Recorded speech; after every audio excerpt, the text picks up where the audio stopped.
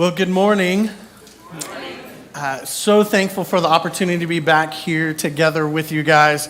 I don't know if you were aware of this, but just the giftedness that God has given Mark and Caleb, that, worship is a participatory event. It's something that you do. It's not something that you sit and experience. But, I sent them the passage that we're going to be walking through today some time ago.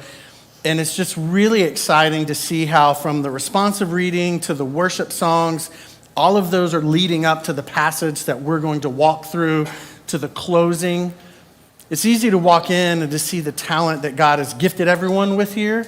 But I want you to know, as you step into worship, as you walk into here next week, just be aware that the very first thing that they sing or speak from stage is actually an invitation to participate in worship, so that by the time Mark gets up here to speak, that his speaking, you've already begun the process of unpacking that scripture. I have the opportunity to be in so many places, and it's just haphazard the way they pick and choose what they do. But you guys have the opportunity as a church to worship together, and there's this thread of biblical truth that begins at hello. So you guys have already actually begun looking at the passage that we're going to talk about. You've begun to sing and speak about it, and now we're going to learn, but we're going to continue throughout the rest of this time. Well, I'm Jason. I've been here a number of times. I used to live here in Arlington, and I'm just so grateful for the relationships and the familiar faces that I see out here today. And last year at August, I was here, and I invited you into a group counseling session, because counseling is where God has led me through in my ministry work. And I'm inviting you into another counseling session. We will accept payment outside. I've got a Venmo account.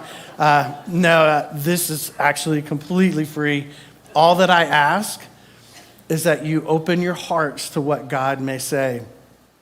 I've got 4 children of my own, so this whole new season of starting a new school year, I'm absolutely familiar with the excitement, the worry, the wonder. I've worked in school districts all over, and I know the excitement of being an educator, knowing what we're getting. I know what it looks like to look at a class list and then not feel the same measure of excitement as I did before I read my class list of coming students. But as a parent, I heard so much advice. And especially when I was a new parent, and people would say all of these things to me, and I didn't get it until sometime later.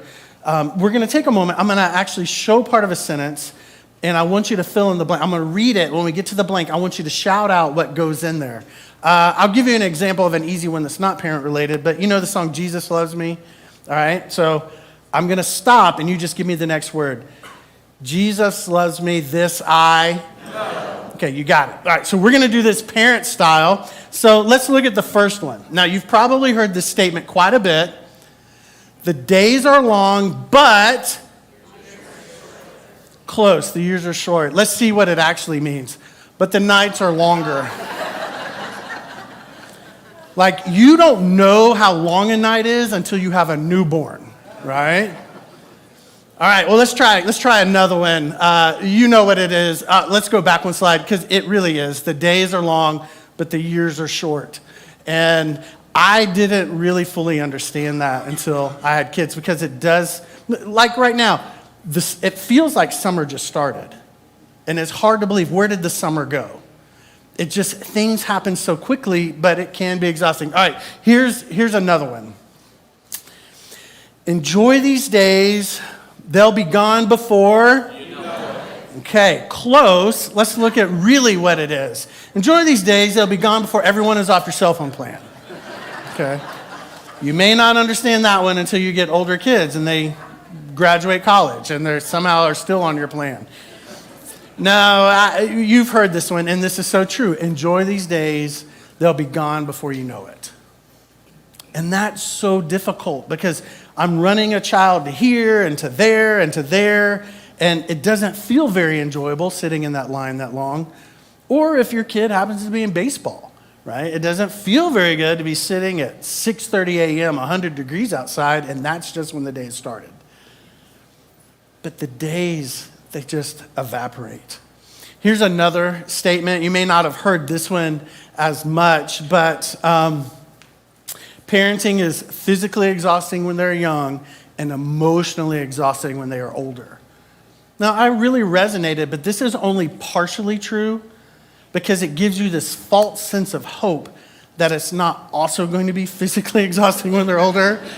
Because I find that like emotionally exhausting and physically exhausting are twins. They come together. They come as a pack.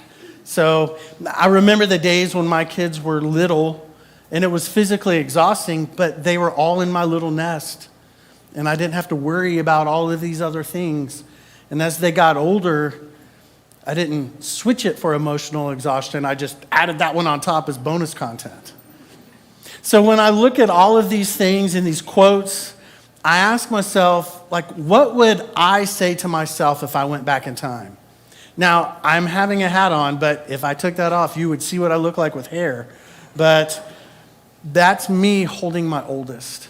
That's actually me here in Arlington. And I was with Mark and with Steve, and Mark had Major, and he's little bitty, and Steve had Camden. And we were young dads just trying to figure it out. And that's my oldest. And what's really exciting is she has now grown up and is a missionary in Poland. And she's expecting her first child in October. So I'm going through this whole new season. But what would I say if I could go back to me? And what's interesting, having grown up in church, I was under this idea that if you just do what is right and you love Jesus, then everything will be smooth. And I tried to do more right than wrong. I didn't get it right all the time, but what I didn't understand is in Psalm 34, it says, many adversities come to the righteous. And I didn't get it. I thought that was like an option. And that's Old Testament and Psalms. But if you go in New Testament, it says, consider it pure joy, my brothers, when you encounter trials and tribulations of many kinds. It doesn't say consider it pure joy if you encounter trials and tribulations. It says when. So as I got older, raising my family, kids going into school, them getting the teacher that I didn't want them to get, them having friends that I didn't want them to have, them making choices that I didn't want them to make, I began to think, well, what did I do wrong? Now, what I forgot, though, is what's in the second part of this verse. And it says that the Lord delivers them from it all. So I want to encourage you as we're going into this new year. You may be coming in hot with excitement. You may be coming into this new school year with dread. But I want you to know that you're not forgotten and that you will face adversity. You will face difficulty. But God will deliver you from those moments. He might deliver you from it this afternoon. He might deliver you from it tomorrow. He might deliver you from it in 10 years. And it's possible that he might deliver you from it when you get to heaven. But I want you to know that deliverance is coming. So, knowing that hard times come, what we're going to do is we're going to continue what Mark started last week, because he talked about how if you can predict, you can prepare. Now, what I thought was if you can predict, you can prevent. Because, in my counseling work, I do behavioral intervention, and I'm like, let's look at what situations the data show this is going to happen, and this is what we're going to do, and it's evidence-based practice. It's all this boring talk that we have. But I realized as I got older, no, you can't always do everything that's going to prevent all the difficult times. And we looked in Psalms, and that's what it says. So I pivoted from, well, if you can predict, you can prepare. And that's what we're going to do today, is we're going to talk about preparing for difficult times that will come. Because they are going to come for us all. And this school year, we don't know what's coming. So let's have a plan. Now, we're all a part of families. I want you to see this video of this family that is discussing their emergency plan. So who's going to do what? I'll pack the dead batteries. Great. I'll only put what I don't need into a duffel bag. Perfect. That's totally unhelpful. No problem. Meanwhile, I will try to comfort everyone by speaking in a calm voice. And who is going to handle supplies? I can forget to do a list for us. Thanks, pal. We couldn't be any less prepared. I'm proud of you guys. I don't know if you can relate to that. Have you ever had to go to a soccer game that's an hour and a half away and your child can only find one sock? Right? The same thing happens. It's just a different version as we get older, and it happens with us as adults. So what we're going to do is we're going to jump into the session. We're going to have a session with a guy named King Jehoshaphat. It's in 2 Chronicles 20. Now, he's a good guy. If you read Kings and Chronicles, there's all of these kings. There's kings of Israel and kings of Judah, and we won't dive deep into all of that. But basically, with every one of those kings, it's pretty clear. It's either he did what was evil in the sight of the Lord, or he did what was right in the sight of the Lord.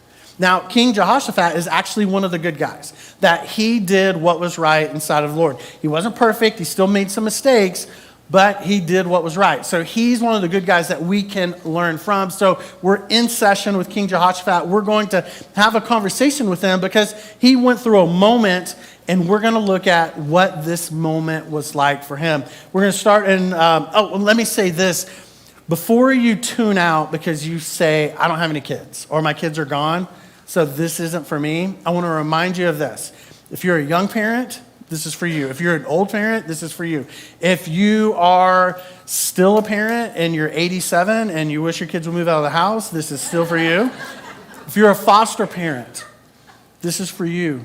Scripture says the most pure and undefiled religion is this, is those that care for widows and orphans. And if you have chosen to care for those whose parents are not stepping in, you, my friend, are doing God's work.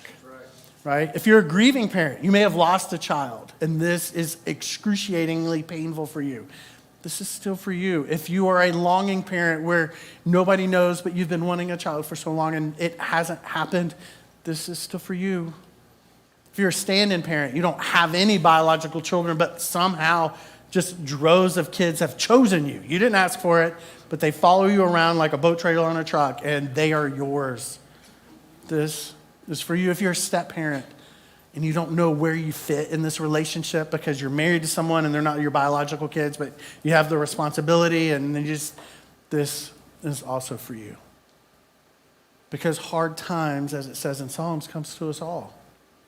So let's prepare for those hard times as we're beginning the school year. So starting in verse 1, King Jehoshaphat, he's king of Judah, and this is what it says. After this, the Moabites and Ammonites, together with some of the Meunites, they came to fight against Jehoshaphat. So what you've got right now with this king, he's in charge, large and in charge, you've got trouble is brewing. So he's doing whatever kings do, and all of a sudden something's going down. It seems like, and I would tell people that my children don't plan crisis around my schedule. So you just never know when trouble is brewing.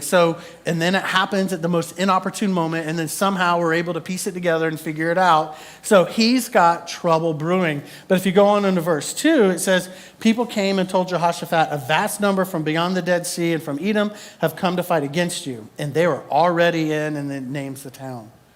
So not only does he have trouble brewing, everyone's talking about it. Have you ever walked through a difficult time in life and you just wish that people wouldn't actually know about it because you just want to deal with it and move on, and you don't like your stuff being on stage, and then somebody created social media so then they can subtly put you on stage without putting you on stage, or maybe prayer requests, put you out there. But man, the difficult times are difficult, but knowing that people are watching makes it even harder for me. Well, this is a king. He's in charge. He's got these people. He's God's chosen one. He's supposed to be protecting everybody. And then people start coming and telling him about all the things that are going wrong. Like, if you're a parent and you've got multiple kids, one kid does it wrong, everyone's just trying to throw them under the bus. And you just get tired of hearing about it. Now, think about it. When trouble is brewing in your life, what's your first response? Let's start not even with the outside part, but the inside part. Is your first response guilt, shame, anger? Because we all have some sort of a feeling. Well, King Jehoshaphat, he had a feeling too. And if we go on to verse 3, it said that Jehoshaphat was afraid. Now think about it. You've got this king over this the king over Judah. He's got armies and he's God's chosen one. He's got all of these things that would make him be the man. Yet he was still afraid. I can speak for men. It's not cool for us to communicate that to others because I feel like I've got to have it all together because I don't want to put that burden on anyone else. Or I've got to have it all together because that's what a man is supposed to do. And women, you carry your own sets of belief systems that you do in a way that keeps you from showing up in a way that helps you. We make a choice because feelings aren't bad, but look what it says, what he did. And he resolved to seek the Lord. When we think about this, resolving to seek the Lord, it's important to understand that God gave us feelings or emotions to serve a purpose. In the session that we're going to have after this with elementary parents, I talk about how guilt is actually not bad. It's not bad to feel guilty because the feeling of guilt is God-given because it drives us into action to apologize and to make right. Somebody that doesn't feel guilty doesn't say sorry and I mean it. But if we take that emotion and we flip it and turn it into shame, it moves from I did something wrong and I need to make it right to I am something wrong. And then our identity is in the action and not in Christ. So what Jehoshaphat did was he was afraid and he resolved to seek the Lord. Or as I like to say in my counseling office, he felt the feelings and he did the right thing. Feelings are like planes. You don't pick which one flies over you in the sky. But you are the air traffic controller and you decide which ones you let land and stay at your airport. When I was young and I would have some random feeling or thought, I'd be like, oh, that's so weird. Why am I thinking that?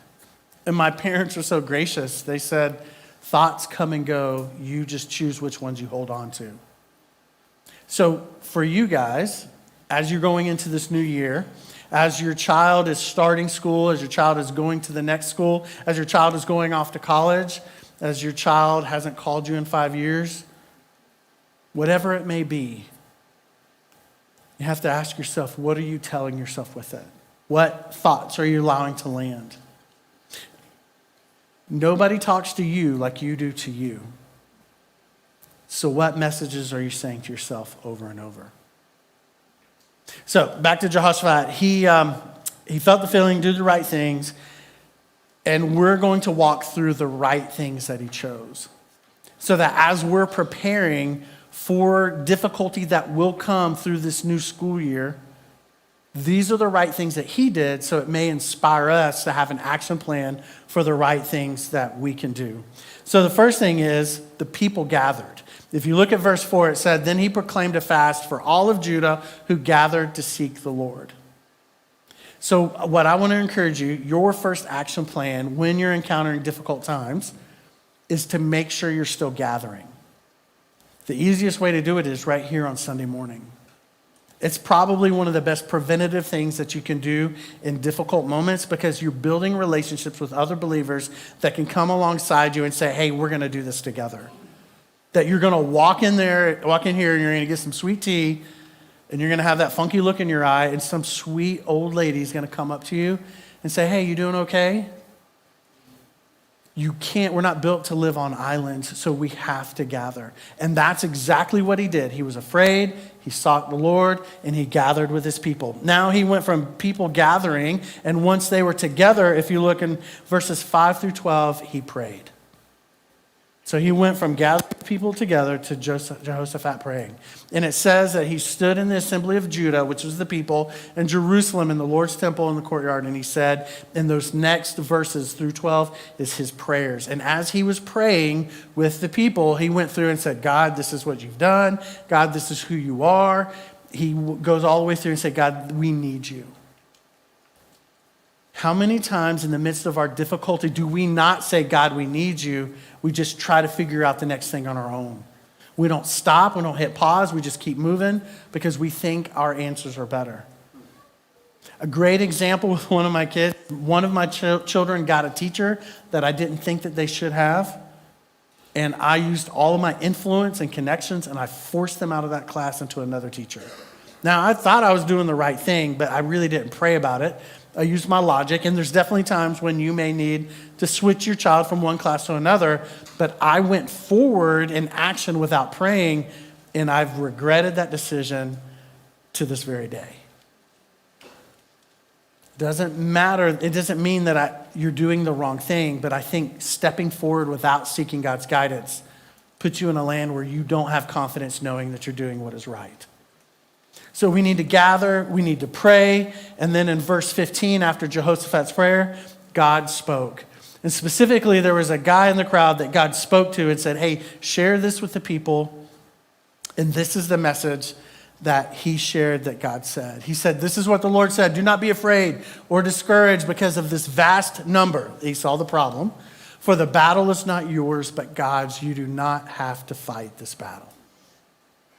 I mean, think about it. They brought the people together to pray, and normally they would just turn into a party that's going to go out and fight this battle, but God spoke specifically, and he not only told them what to do, which was a not do, but he also said, don't be afraid and don't be discouraged. Sometimes when we encounter difficult times, and as we're heading into this new year, you're going to face it. We jump into the action when sometimes the action is just simply showing up. What we find in many times in the work is that not only if I don't know what to do, then I just don't show up. If I don't know what to say, I don't make the call. If I don't know who to talk to, I just don't talk to anybody. And there's a really big difference between showing up and being still and not showing up at all. But what the people of Judah did is they obeyed. And if you look in verse 17, what it says is, position yourselves, stand still, and see the salvation of the Lord. He is with you. So that's specifically what they were supposed to do, is they were supposed to show up, stand still, and they were reminded that God was with them, and that's exactly what they did. And it says in verse 20, in the morning they got up early, they went out to the wilderness of Tekoa. They simply showed up. So they're gathering, they're praying, God's speaking, and then they're doing. And I just want to remind us that not every battle is ours to fight. Right. Everything that you face in your life doesn't always require you doing something to someone. That God is the one that goes before you. So you need to obey in what he says. And sometimes not doing something is exactly what he's telling you. But I want you to remember this, that not only is not every battle yours to fight, but you do need to show up. God works through us and in us and around us and over us, but there still needs to be us in the present moment. So as a dad, here's some times that was really difficult for me to show up. Like when it got really awkward. Like I've got 3 girls. Like there's all kinds of things that there are girl conversations that are really awkward for me. Like namely going to the store to buy some, and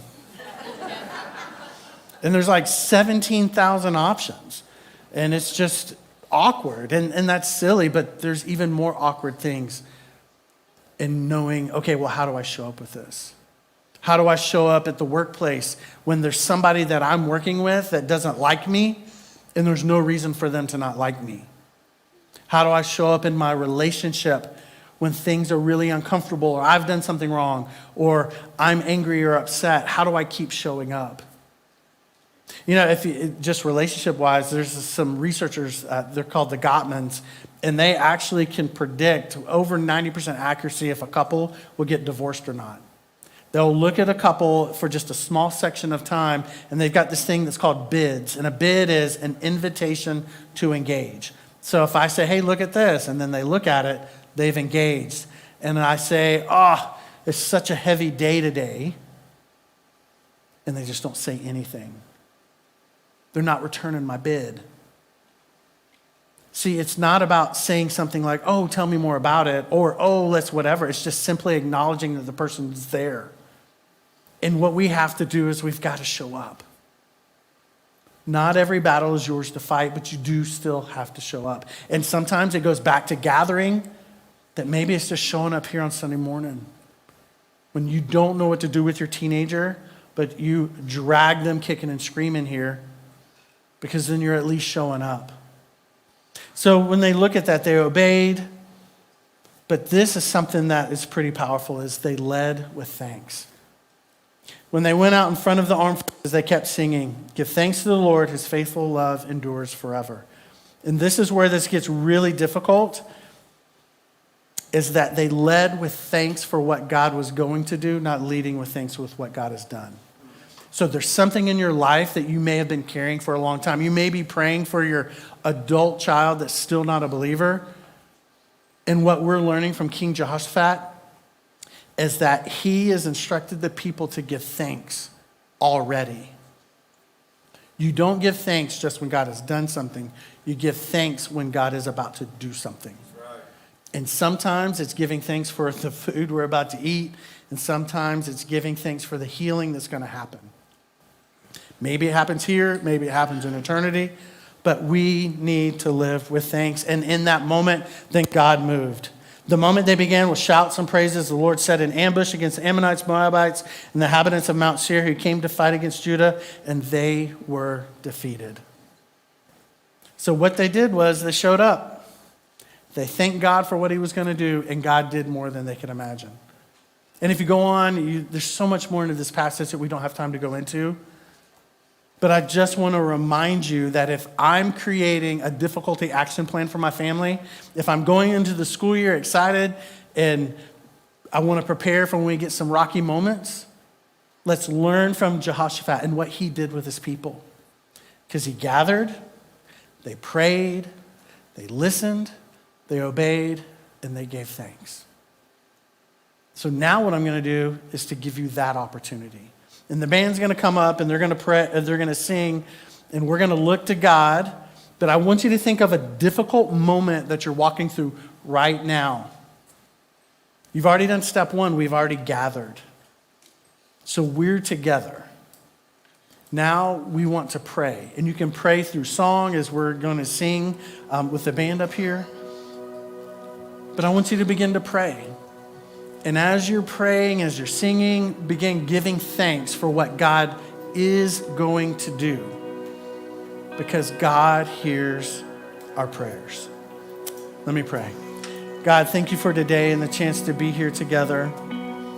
Thank you for the example of Jehoshaphat, that even in the most fear-inducing circumstances, with people telling him all the problems, just the reminder that you want us to hear your word, to move or not move, but that through it all we can give thanks knowing that you will. May you move in the areas of our lives so over the next few weeks we can speak about how you've done things that we never thought possible.